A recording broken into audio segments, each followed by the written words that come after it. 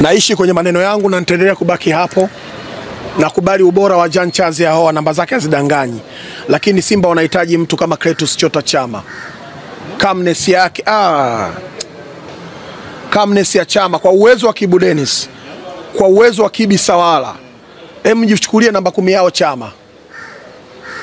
Shirikisheni, yani wewe tu ndugu mpenzi mtazamaji mtanange na Deka, mshirikishe Mungu alafu jenga hiyo picha. I say lazima Chama arudi Simba, no way. Wapo wamekuwa created wengine kama yeye. Wanataka mtu ambaye wa kuwatuliza Simba. Mimi niko upande wa Fadlu na ni bora Ateba. Angekuepo yuko Mkwala kule mbele zingekuwa 3 hadi 4 jana. Kwa namna gani? Nidhamu ya Ateba ni kubwa. Anabaki kwenye eneo lake husika, anasababisha nyinyi msije huku kwao kuongeza idadi ya kuwashambulia. Hivi vitu vya mbali jamani, science. Na nitalia siku moja kwenye hizi TV.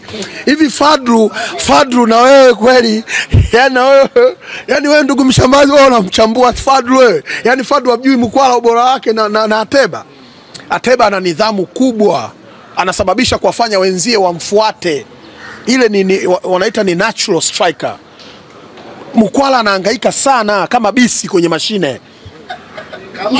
Kuna siku tena hii sasa naanza na Mkwala. Shamalizana na Dube, ya Dube kesi imeisha ya Mzize ilishaishaga kwa sababu nilimuongelea 2020 Yanga wakiwa hawamtaki, yani Yanga wenyewe.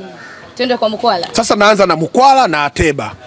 Naanza ndio hiyo series itakuwa inaendelea. Muwe mnaendelea kuniuliza. Ateba calmness yake ni kubwa. Anawafanya Kibu Denis, Jean Charles Ahoua na huyu Elia Mpanzo kuwa na ubunifu wa hali ya juu, kwa sababu anapunguza idadi ya mabeki kuwasumbua hawa kuwakaba. Ndio maana Jean Charles Ahoua huwa anafunga sana, kwa sababu Ateba anampa space. Mkwala anakukaba, yani anakimbia huku kushoto, ni nzuri, ni modern striker wa kisasa. Yes. Lakini utulivu wake sio sahihi. Ndio maana Mzize Yanga wachezeshwe namba 9 jamani. Mzize anacheza namba ngapi? Winga, mpeleke Mkwala kule. Ndio maana pa anacheza nani? Dube.